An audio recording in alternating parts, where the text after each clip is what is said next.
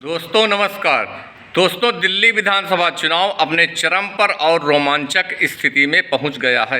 दोस्तों आज मैं जिन बिंदुओं पर बात करूंगा वो ऐसे हैं। नंबर 1, दिल्ली में दलगत स्थिति क्या है और कैसी है।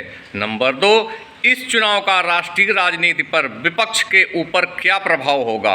नंबर 3, मतदाताओं को क्या करना चाहिए, विशेषकर विपक्षी मतदाताओं को।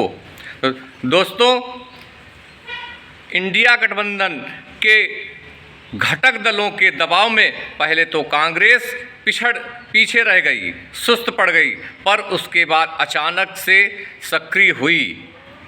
ऐसा क्यों हुआ?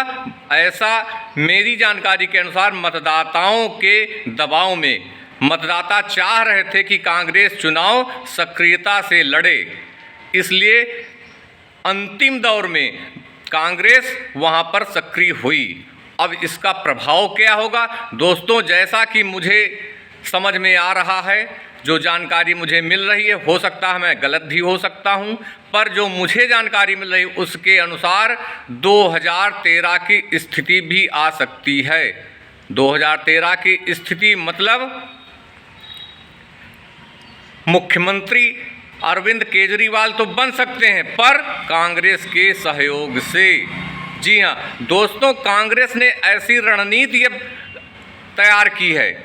उसने पूरे 70 विधानसभा सीटों पर जोर नहीं लगा रही है, उसने टारगेटेड सीटों को, लक्षित सीटों पर अपना फोकस किया है, और वो लक्षित सीटें हैं 15 से 20 सीटें। और यदि कांग्रेस 10-15% वोट और 8-10 सीटें भी जीत लेती है तो अरविंद केजरीवाल अकेले सरकार नहीं बना पाएंगे, क्योंकि इस चुनाव में दिल्ली में भाजपा को भी फायदा हो रहा है, कांग्रेस को भी फायदा हो रहा है। यदि किसी का नुकसान हो रहा है तो वो है अरविंद केजरीवाल, आम आदमी पार्टी। इस स्थिति में अरविंद केजरीवाल के आगे की राजनीति प्रभावित हो जाएगी। और दोस्तों विपक्षी वोटों को, मतदाताओं को करना भी यही चाहिए।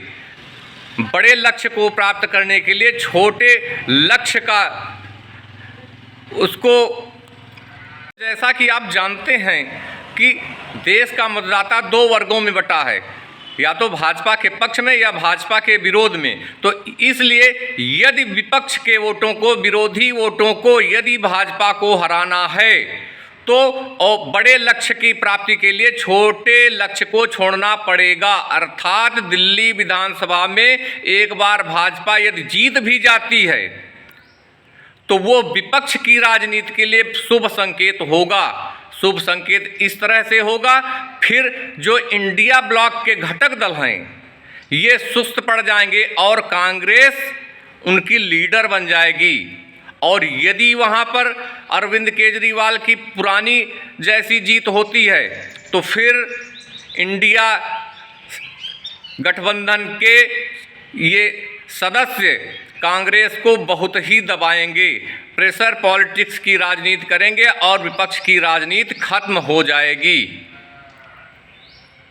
दोस्तों दिल्ली विधानसभा में अरविंद केजरीवाल की हार मतलब राष्ट्रीय राजनीति में विपक्ष का मजबूत होना। यदि अरविंद केजरीवाल हार रहे हैं तो विपक्ष की राजनीति मजबूत हो जाएगी। वो इस तरह से मजबूत हो जाएगी कि कांग्रेस उनकी नेता बन जाएगी और विपक्षी दलों को उनके मतदाताओं के दबाव में उनके पीछे भी जाना पड़ेगा, जिससे कि भाजपा से उनका गठबंधन अपरोक्ष रूप से नहीं हो पाएगा। और राष्ट्रीय राजनीति, जैसा कि सभी जानते हैं कि भाजपा का वोट 40%, 60% वोट तो उनके विरोध में ही है, और उस 60% वोट को ये क्षेत्रीय पार्टियां जो तथाकथित इंडिया गठबंधन के सदस्य बने हैं वो वोटों को तितर बितर करवा देते हैं और गाहे बगाहे भाजपा का समर्थन भी करते हैं। जैसा कि ममता बनर्जी को देखा गया है उपराष्ट्रपति चुनाव में, उन्होंने जगदीप धनखड़ का समर्थन किया था, जबकि जगदीप धनखड़ जब तक पश्चिम बंगाल के राज्यपाल थे तब तक उनके बीच में 36 का आंकड़ा रहता था। तो वो 36 का आंकड़ा कैसा था? जब उपराष्ट्रपति चुनाव में समर्थन कर रही हैं, वो सब मात्र दिखावा होता है।